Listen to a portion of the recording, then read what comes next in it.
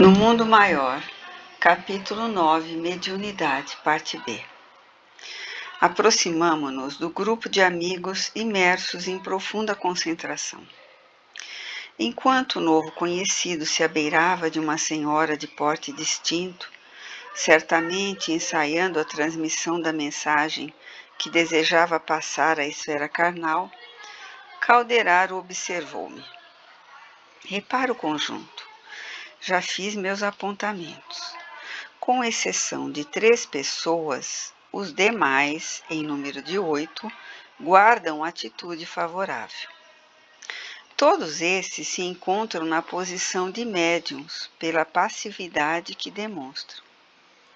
Analisa a irmã Eulália e reconhecerás que o estado receptivo mais adiantado lhe pertence. Dos 8 cooperadores prováveis, é a que mais se aproxima do tipo necessário. No entanto, o nosso amigo médico não encontra em sua organização psicofísica elementos afins perfeitos. Nossa colaboradora não se liga a ele por todos os seus centros perispirituais. Não é capaz de elevar-se à mesma frequência de vibração em que se acha o comunicante. Não possui suficiente espaço interior para comungar-lhe as ideias e conhecimentos. Não lhe absorve o entusiasmo total pela ciência, por ainda não trazer de outras experiências, nem haver construído na experiência atual as necessárias teclas evolucionárias que só o trabalho sentido e vivido lhe pode conferir. Eulália manifesta, contudo, um grande poder, o da boa vontade criadora, sem o qual é impossível o início da ascensão às zonas mais altas da vida. É a porta mais importante pela qual se entenderá com o médico desencarnado. Este, a seu turno, para realizar o nobre desejo que o anima, vê-se compelido, em face das circunstâncias, a pôr de lado a nomenclatura oficial, a técnica científica, o patrimônio de palavras que lhe é peculiar, as definições novas, a ficha de renome, que lhe coroa a memória nos círculos dos conhecidos e dos clientes. Poderá identificar-se com Eulália para a mensagem precisa, usando também a seu turno a boa vontade, e adotando essa forma de comunicação, valer-se-á, acima de tudo, da comunhão mental, reduzindo ao mínimo a influência sobre os centros neuropsíquicos. É que, em matéria de mediunismo, há tipos idênticos de faculdades, mas enorme desigualdade nos graus de capacidade receptiva, os quais variam infinitamente como as pessoas. O instrutor silenciou por momentos e prosseguiu. Não nos esqueçamos de que formamos agora uma equipe de trabalhadores em ação experimental.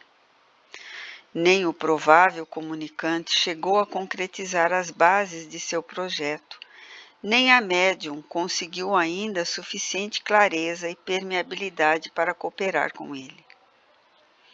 Num terreno de atividades definidas deste particular, poderíamos agir à vontade aqui. Não, nosso procedimento deve ser de neutralidade mental, não de interferência. Compreendendo, pois, que todos os recursos cumpre serem aproveitados no êxito da louvável edificação. Nenhum de nós intervirá, perturbando ou consumindo tempo. É-nos facultado permutar ideias, analisar a ocorrência, mas com absoluta isenção de ânimo. O momento pertence ao comunicante, que não dispõe de aparelhamento mais perfeito para a transmissão. Nesse instante, indicou-me o colega que, de pé, junto de Eulália, mantinha a mente iluminada e vibrante num admirável esforço por derruir a natural muralha entre a nossa esfera e o campo de matéria densa. Anotas particulares do serviço, disse-me Calderaro, com significativa inflexão de voz. Todos os companheiros em posição receptiva estão absorvendo a emissão mental do comunicante, cada qual a seu modo. Repara calmamente. Circulei a mesa e vi que os raios de força positiva do mensageiro efetivamente incendiam em 8 pessoas.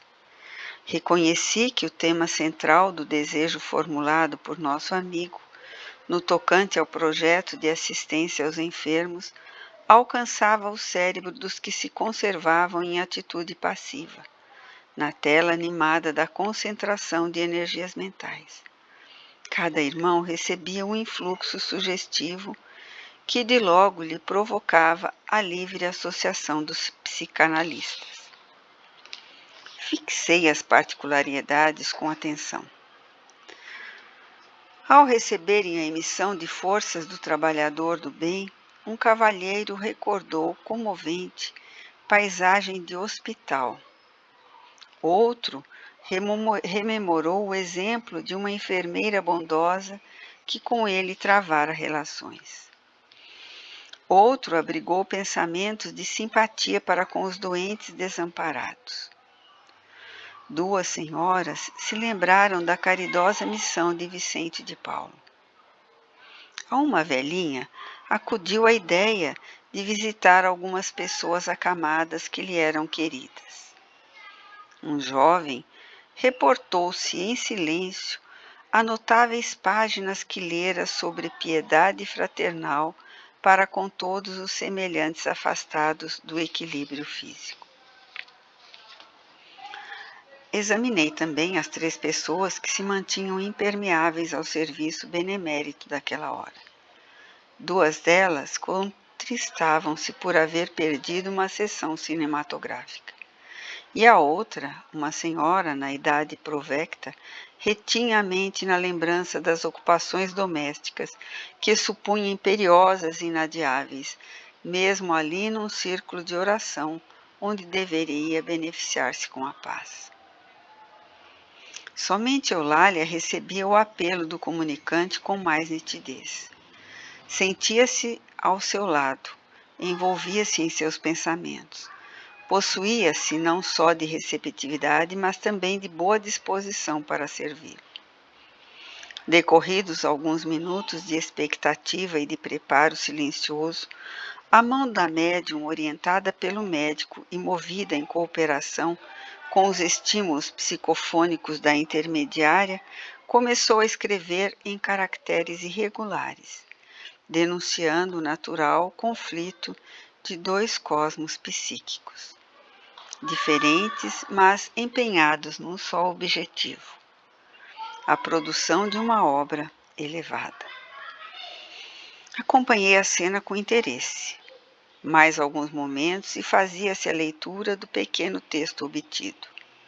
O comunicado era vazado em forma singela, como um apelo fraternal. Meus irmãos, escrevera o emissário, que Deus vos abençoe.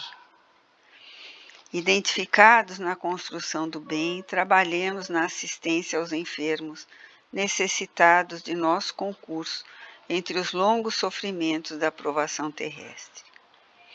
O serviço pertence à boa vontade unida à fé viva.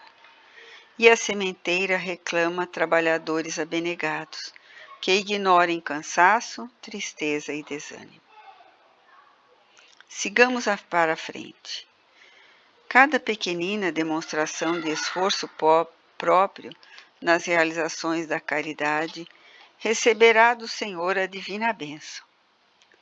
Aprendamos, pois, a socorrer nossos amigos doentes. Através de espessa noite de dor, sofrem e choram muita vez em pleno abandono. Não vos magoará a contemplação de tal quadro? Lembremo-nos daquele divino médico que passou no nosso mundo fazendo o bem. Dele receberemos a força necessária para progredir. Estará conosco na grande jornada de comiseração pelos que padecem. ficamos em vós, em vossa dedicação à causa da bondade evangélica. A estrada será talvez difícil e fragosa, entretanto o Senhor permanecerá conosco. Prossigamos em timoratos e que Ele nos abençoe agora e sempre. O comunicante assinou o nome e daí a alguns minutos encerravam-se os trabalhos espirituais da noite. O presidente da sessão, seguido pelos demais companheiros, iniciou o estudo e debate da mensagem. Concordou-se que era edificante na essência, mas não apresentava índices concludentes da identificação individual. Não procedia, possivelmente, do conhecido profissional que a subscrevera. Faltavam-lhe os característicos especiais, pois um médico usaria nomenclatura adequada e se afastaria da craveira comum. E a tese animista apareceu como tábua de salvação para todos. Transferiu-se a conversação para complicadas referências ao mundo europeu. Falou-se extensamente de Richer e do metapsiquismo internacional Pierre Janet, Charcot de Rochas e Akasloff. Eram a cada passo trazidos à baila. O comunicante em nosso plano de ação dirigiu-se desapontado ao meu orientador e comentou: ora essa, jamais desejei despertar semelhante polêmica doméstica. Pretendemos algo diferente. Bastar-nos-ia um pouco de amor pelos enfermos, nada mais. Calderaro sorriu sem dizer palavra e, evidenciando preocupação e objetivo mais importante, acercou-se de Eulália entristecida. A média ouvia as definições preciosas com irrefreável amargura. Turvara-se-lhe a mente agora, empanada por densos véus de dúvida. A argumentação em curso nublava-lhe o entendimento. Marejavam-se-lhe os olhos de lágrimas que não chegavam a cair. Abeirando-se dela, o instrutor falou-me bondoso. Nossos amigos encarnados nem sempre examinam as situações pelo prisma da justiça real. Eulália é colaboradora preciosa e sincera. Se ainda não completou as aquisições culturais no campo científico, é suficientemente rica de amor para contribuir à sementeira da luz. Encontra-se, porém, desabrigada entre os companheiros invigilantes. Permanece sozinha e assediada como está, é suscetível de abater-se. Auxiliemo-la sem detença. A destra do assistente, espalmada sobre a cabeça de nossa respeitável irmã, expendia brilhantes raios que lhe desciam do encéfalo-tórax, qual refluxo renovador. A médium, que antes parecia torturada, supitando o custo à natural reação às opiniões que ouvia, voltou à serenidade. Caiu-lhe a máscara de descontentamento, dissipou-lhe a tristeza destrutiva. Os centros perispiríticos tornaram-se a normalidade. A epífise irradiou branda luz. As nuvens de mágoa que se lhe esboçavam na mente esfumaram-se como por encanto. Em suma, amparada pela atuação direta do meu orientador, Eulália sabia dos percalços do trabalho e mergulhava-se gradativamente no ameno clima de compreensão. Restabelecendo-se a tranquilidade, o instrutor em seguida conservou as mãos apoiadas aos lobos frontais, agindo-lhe sobre as fibras inibidoras. Observei então nova mudança. A mente da médium, como se introvertida, desinteressando-se da conversação em torno e ficando mais atenta ao nosso campo de ação. O contato benéfico do assistente cortava-lhe de modo imperceptível para ela o interesse pelas referências sem proveito, convocando-o a mais íntimo intercâmbio conosco. Com ternura paternal, Calderaro, conservando as mãos na mesma postura, inclinou-se-lhe aos ouvidos e falou carinhosamente: Eulália, não desanimes. A fé representa a força que sustenta o espírito na vanguarda do combate pela vitória da luz divina e do amor universal. Nossos amigos não te acusam nem te ferem, tão somente dormem na ilusão e sonham apartados da verdade. Esculpa-os pelas futilidades do momento. Mais tarde eles despertarão para o esforço de espalhar-se o bem. Investigam com os olhos a superfície das coisas, mas seus ouvidos ainda não escutam o sublime apelo à redenção. Sigamos para a frente. Estaremos contigo na tarefa diária. É necessário amar e perdoar sempre, esquecendo o dia obscuro, a fim de alcançar os milênios luminosos. Não desfaleças. O Eterno Pai te abençoará. Reparei que Eulália não registrava aquelas palavras com os tímpanos da carne, enchendo-se-lhe os lobos frontais de intensa luz. As frases comovedoras do instrutor represaram-se-lhe no cérebro e no coração, quais pensamentos sublimes que lhe caíam do céu, saturados de calor reconfortante e bendito. Sim, respondia do fundo da alma a devotada colaboradora, embora os lábios lhe cerrassem no incompreendido. Trabalharia até o fim, consciente de que o serviço da verdade pertence ao Senhor e não aos homens. Olvidaria todos os golpes, receberia as objeções dos outros, transformando-as em auxílios. Converteria as opiniões desanimadoras em motivos de energia nova. Dar-se-ia pressa em reconhecer os próprios defeitos, sempre que fossem digitados pela fraqueza de alguém, rendendo graças pela oportunidade de corrigi-los quanto possível. Caminharia para a frente. Ser-lhe-ia a mediunidade um campo de trabalho, onde aperfeiçoaria os sentimentos que nutria, sem cogitar dos utensílios para servi-la. Que lhe importavam, com efeito, as dificuldades psicográficas, se lhe pulsava um coração disposto a amar? Sim, ouviria sugestões do bem, antes de tudo. Seria fiel a Deus e a si mesma. Se os companheiros humanos não a pudessem entender, não lhe restava o conforto de ser compreendida pelos amigos da vida espiritual? Ao termo da experiência terrestre, haveria suficiente luz para todos. Cumpria-lhe crer, trabalhar, amar e esperar no Divino Senhor. O assistente retirou as mãos, deixando-a livre, e reaproximando-se de mim, asseverou: Nossa irmã foi auxiliada e está bem. Louvado seja Deus. Observando os lobos frontais da médium, tão revestidos de luminosidade, fiz sentir a Calderaro minha admiração. O instrutor amigo, não se esquivando a novos esclarecimentos, informou: Eulália, nesse instante, fixa-se mentalmente na região mais alta que lhe é possível. Recolhe-se calma no santuário mais íntimo de modo a compreender e desculpar com proveito.